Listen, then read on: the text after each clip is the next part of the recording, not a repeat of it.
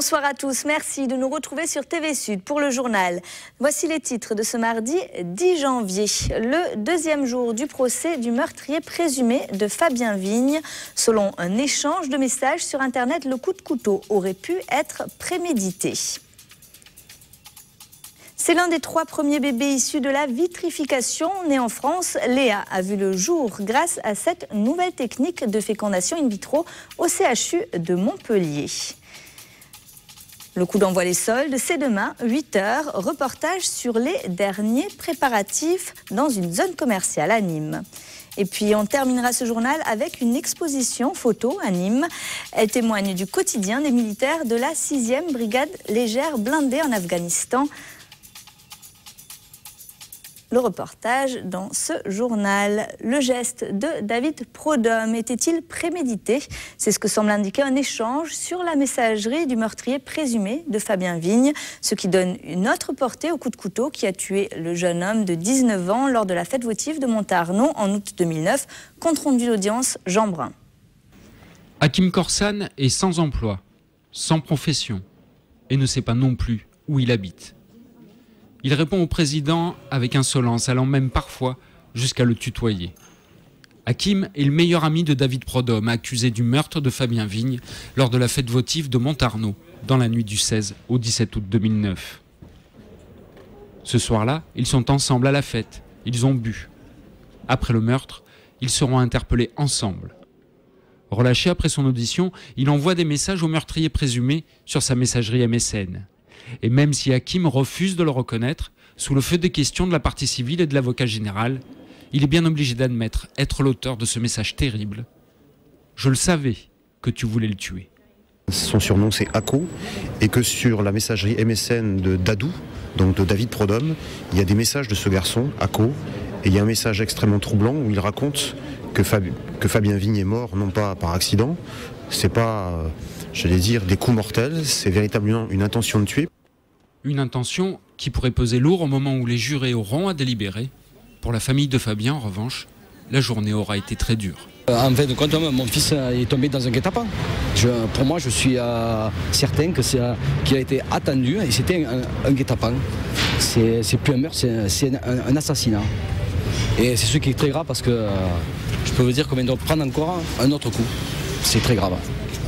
Et le procès du meurtrier présumé de Fabien Vigne devant la cour d'assises de l'Hérault pose une nouvelle fois la question de la sécurité lors des fêtes votives. Dans l'Hérault, en 20 ans, 11 personnes auraient ainsi été tuées au cours d'une bagarre pendant une fête de village. À Millau, dans le Gard, le maire exerce depuis 17 ans. Pour l'instant, aucun incident n'a éclaté pendant les fêtes de sa commune, mais chaque année, il reste extrêmement vigilant. On l'écoute au micro de Franck Chassagnon. C'est le moment le plus difficile de l'année pour plusieurs raisons. La première des raisons, c'est que on n'est pas à l'abri d'un incident. Et chaque instant, il peut y avoir un incident.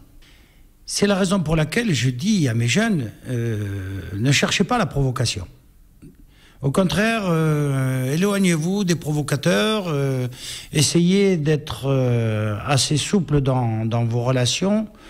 La provocation vient tout le temps des gens extérieurs. Le centre-ville où se passe la fête, c'est un centre-ville qui est bloqué.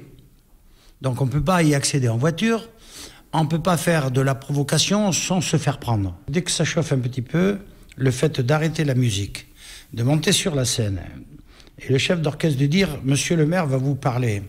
Et moi je ne prends pas des gants. Je suis assez virulent et je les menace même de fermer la fête, etc., si ça continue à s'échauffer. Et ne serait-ce que ce laps de temps que l'on prend pour donner des explications fermes et menaçantes, ça calme tout de suite le jeu. Dans le centre de Nîmes, ce matin, une bijouterie a été dévalisée. 2 individus casqués et armés ont forcé l'entrée de la boutique alors que l'employé était en train d'installer les bijoux dans les vitrines. Les malfaiteurs ont bousculé la vendeuse avant de s'emparer d'une grosse partie de ses bijoux. Ils se sont enfuis en scooter. Le 2 roues a été retrouvé un peu plus loin, carbonisé. On est toujours à la recherche des 2 voleurs. Le terrain de foot de Marguerite dans le Gard est impraticable pour l'instant. Tous les entraînements sont suspendus jusqu'à nouvel ordre. En cause, ni le gel ni la pluie, mais une tentative de vol. Dans la nuit du 3 au 4 janvier, la pelouse artificielle a été découpée sur un quart de stade, soit 250 mètres.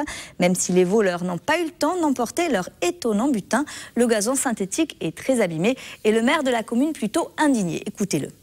Il faut que ce soit vraiment un manque de moralité totale pour venir s'attaquer à des installations destinées aux ados et à la jeunesse locale, quoi. Pour nous, c'est une perte financière forte et importante. 30 000 euros, 40 000 euros, c'est un point d'imposition sur une commune comme la nôtre. Aujourd'hui, il va falloir réfléchir peut-être à mettre un dispositif de vidéosurveillance, de mettre en place des clôtures plus hautes et enfin on va jusqu'où ça va aller. On ne peut pas mettre un policier derrière chaque citoyen, c'est plus possible ça. Une nouvelle technique de fécondation in vitro est pratiquée au CHU de Montpellier depuis 1 an maintenant.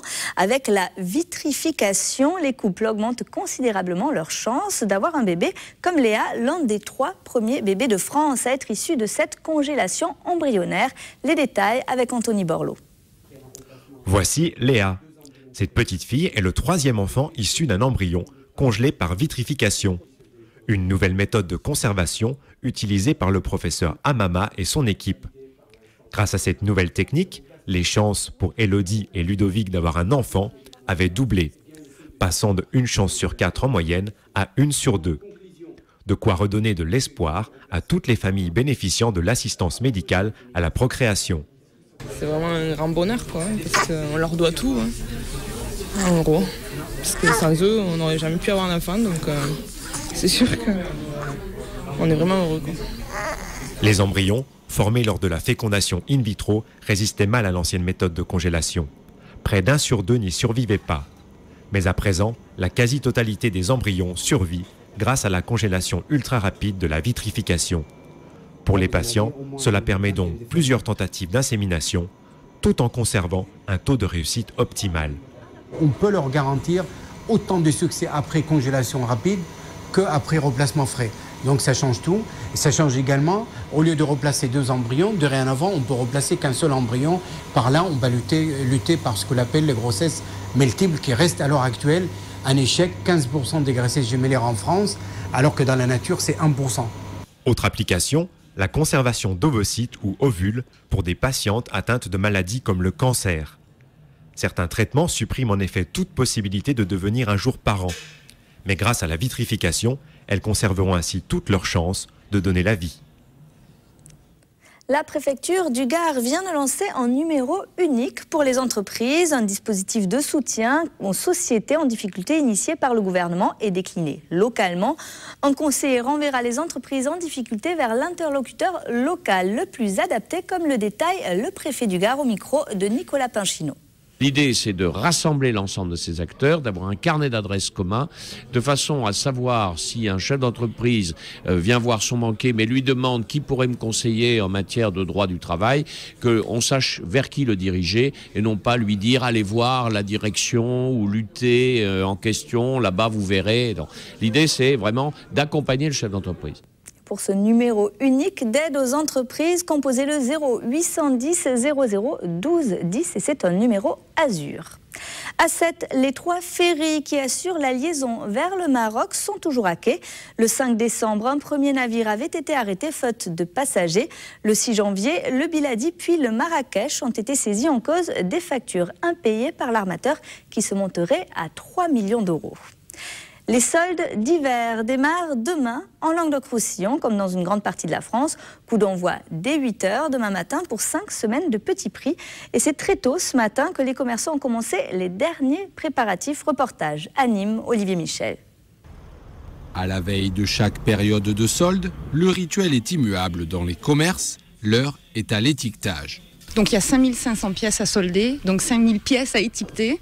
Donc c'est vrai que c'est un travail qu'on est obligé de commencer tôt la veille des soldes, le mardi. On rassemble toutes les équipes et on ferme la boutique pour pouvoir préparer la boutique, signaler, faire la vitrine et signaler tout le magasin, quoi, pour être prêt demain matin à 9 h 30. Nombre de boutiques avaient donc aujourd'hui décidé de baisser le rideau, un bienfait car le peu de clients étaient là en repérage. Eh bien, on regarde les prix d'abord et après on revient vite quand c'est le jour des soldes. Je viens juste regarder un peu ce qui se fait et voir ce qui me plaît en avant. Voir un peu les tarifs aujourd'hui et voir les réductions pour demain. Début des soldes d'hiver demain dès 8h et ce jusqu'au 14 février inclus. C'est le 6000e stagiaire formé cette année par l'AFPA, l'Association pour la formation professionnelle des adultes en Languedoc-Roussillon. Aujourd'hui, Clément Raposo a son diplôme de tourneur-fraiseur en poche et un employeur qui l'attend à Sommières. Après une licence de STAPS et une expérience inaboutie à la SNCF, le jeune homme découvre l'organisme de formation un peu par hasard lors d'une journée portes ouvertes. Écoutez. C'est là que j'ai découvert le métier de fraiseur sur commande numérique et je me suis dit ça peut me plaire, ça peut m'intéresser, ça me correspond, donc j'allais me renseigner, est-ce qu'il y avait des débouchés à la clé, on m'a dit que oui et tout ça, donc je me suis lancé là-dedans et je regrette pas du tout. Non seulement j'ai un diplôme qualifiant avec une spécialité et de plus j'ai été financé pour payer ma formation à l'inverse des études où c'est moi qui ai payé pour mes parents, pour au final aboutir à rien, alors que là on m'a payé pour faire la formation et avec un boulot à la clé, donc tout bénéfique et un boulot qui me plaît. Dans la région, l'AFPA propose une centaine de formations sur 8 campus de formation. La 6e brigade légère blindée a été créée à Nîmes en 1999. Depuis, ces hommes sont engagés sur de nombreux théâtres d'opération et notamment en Afghanistan. Jusqu'à jeudi soir, à l'hôtel de l'Artillerie à Nîmes, une exposition photo permet de découvrir le quotidien de ces hommes sur le terrain. Visite guidée avec Philippe Arbès et Philippe Kern. Près d'1 millier de militaires de la 6e brigade légère blindée de Nîmes étaient déployés en Afghanistan. Témoins de cet engagement, des reporters du CIRPA. Reporter, mais avant tout soldat. Il suit la même préparation que les autres, il porte une arme, il sait l'utiliser, il se prépare aux missions comme les autres et il est là pour raconter l'histoire de ses camarades en images ou en film pour une sorte de devoir de mémoire, mais aussi pour raconter à tous les Français en fait ce que font les militaires. Une mission particulière qui peut se révéler dangereuse. C'est vrai qu'on a tendance, quand on a l'œil dans le viseur, à un peu faire abstraction à ce qui se passe autour. Nous, on voit que ce qu'on filme, mais on a un officier communication qui est là à nos côtés et qui, dès qu'il voit qu'il y a un problème, est là pour nous rattraper et pour nous donner des limites. Loin des clichés des images de guerre, le soldat reporter nous fait ressentir le quotidien des troupes, la vie sur le camp, les missions. On essaye de capter l'attention du militaire, on essaye de ramener au plus près l'image réelle qu'il a sur le terrain. C'est-à-dire qu'on patrouille avec eux, on est avec eux, donc on se retourne, on observe, on regarde leur attitude, leur façon de faire, puis on essaye de ramener le meilleur d'eux. On a monté cette exposition aussi en hommage à Sébastien Vermeil, qui était photographe au CIRPATER Images de Lyon et qui a perdu la vie le 13 juillet, donc dans un attentat en Afghanistan. Et ça a été un peu quand même notre leitmotiv. Au total, une quarantaine de photos et de films sont présentés jusqu'à jeudi à l'hôtel de l'Artillerie. Et un petit clin d'œil à Montpellier pour terminer ce journal. La ville a eu les honneurs du New York Times. Dans son édition du week-end, le quotidien américain cite Montpellier comme l'un des 45 endroits à voir en 2012. C'est la seule ville de France à être ainsi mise en avant. À ne pas manquer, selon les journalistes américains, Pierre Vive, imaginé par l'architecte Zaha Hadid, le tram habillé par Christian Lacroix ou encore la nouvelle mairie dessinée par Jean Nouvel.